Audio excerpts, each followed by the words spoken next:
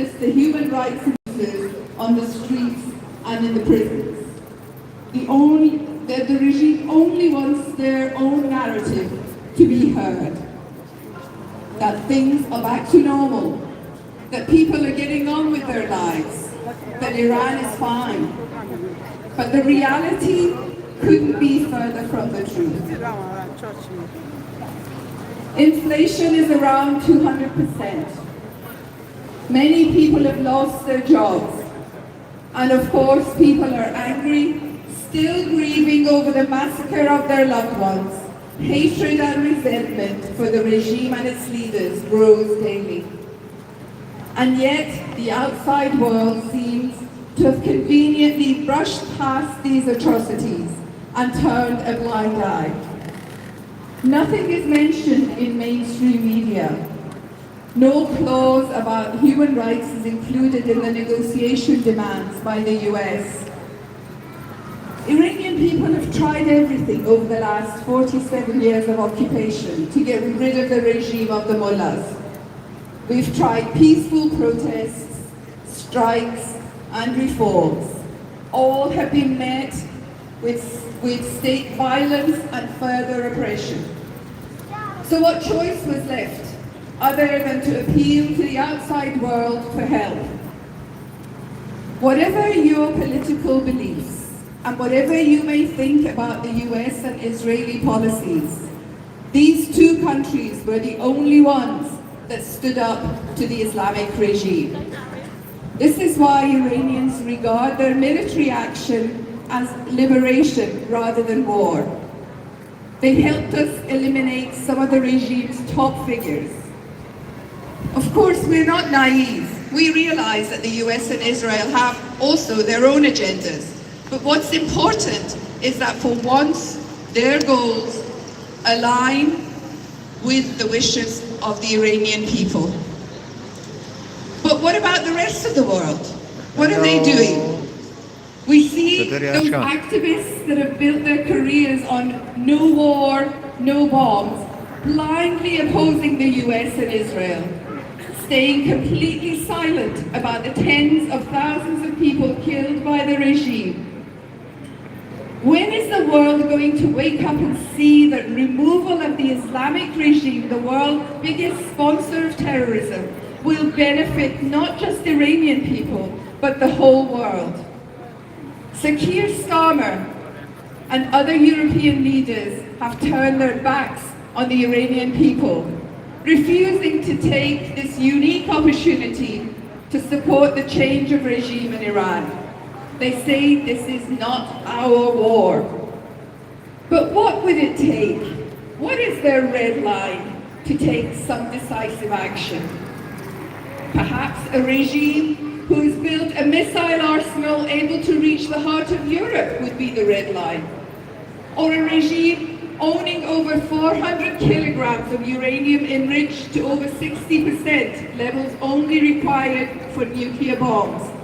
In fact, 10 bombs. Or perhaps the red line is a rogue regime willing to attack 12 friendly neighboring countries when under pressure. Surely a ruthless regime responsible for slaughtering tens of thousands of its own people would be a red line. Or an emboldened regime able to hold the world to ransom over energy stability, forcing all of us into economic uncertainty.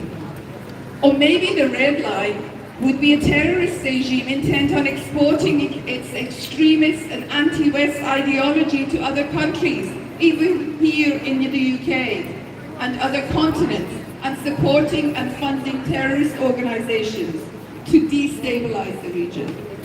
Let me tell you, the Islamic regime fulfills all of these criteria. So why is Europe holding back? Not only that, as we stand here today, European leaders continue diplomatic relations with the regime and continue with their state visits to Iran. United Nations appoints the Islamic regime delegate to head a committee that influences policy on women's rights and nuclear non-proliferation. special diplomatic medal to the Islamic regime ambassador in the Vatican. UK still hasn't proscribed the IRGC despite numerous terrorist attacks on UK soil and despite almost all Western countries placing them on the terrorist list. Western media and woke bloggers oppose the military action against the regime only because they hate Trump. By doing so, they give false hope and bravado to a death cult who believe they're winning the war, a cult who are intent on exporting death and destruction around the world. So we say, no handshake, no deal with the mullahs, only surrender and true regime change. You may ask, what can you do to help? We're not asking for the UK to go to war, but we ask that the UK government stands with the people of Iran instead of the Islamic regime. We ask that the UK immediately apply international pressure to the regime to prevent further violence against detained protesters. Through technical assistance and international coordination and pressure, actively support the restoration of full internet, not just a half-hearted filtered system in place since 2 days ago. Break all diplomatic ties with the Islamic regime and recognize the Iranian Lion and Sun Revolution and the people's chosen leader, Prince Reza Pahlavi, as the true leader of the Iranian Revolution. To transition the country to democratic elections. And finally, to prescribe the IRGC and speed up legislation to target state-backed organizations. Thank you for your support. Payande Iran! Payande Iran! Payande Iran! Javid Shah! Javid Shah! Javid Shah! Thank you.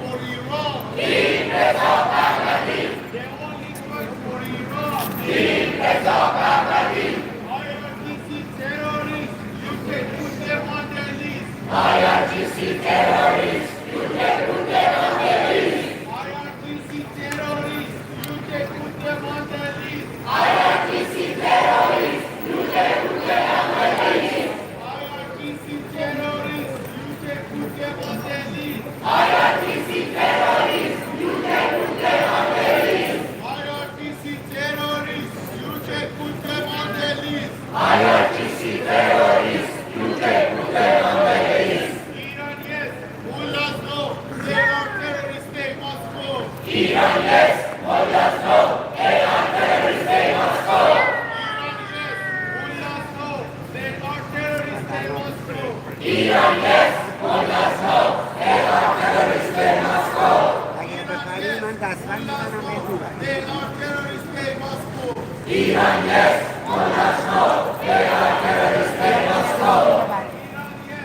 Execution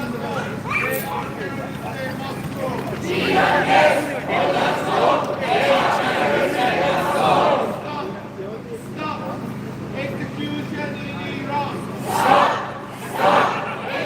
execution in Iran.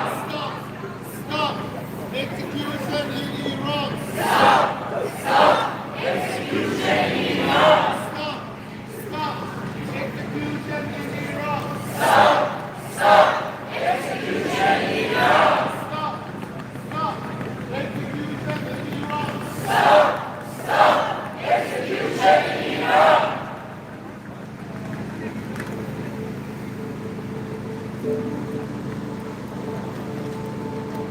Generations cry, echoes in the streets, a fire in our hearts, a rhythm in our feet. No more silence, no more fear. The moment for our freedom is finally here. We rise for justice, we rise for truth, for the stolen dreams of our nation's youth. Revolution, a change is ahead. For our freedom, we take a stand. A leader of choice, love is our voice. Courage united, we demand to rejoice. We want King Reza to lead the way towards the bright and dawn of a brand new day. The world must listen, the world must see a fight for rights and for liberty.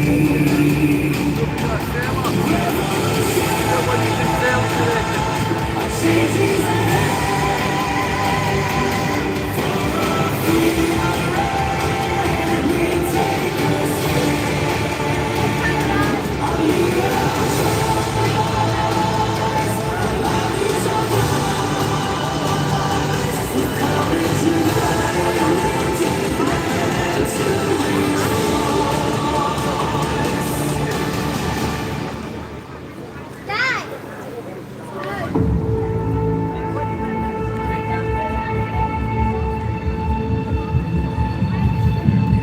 Stop the executions. The tyranny must fall. We are the people and we answer the call.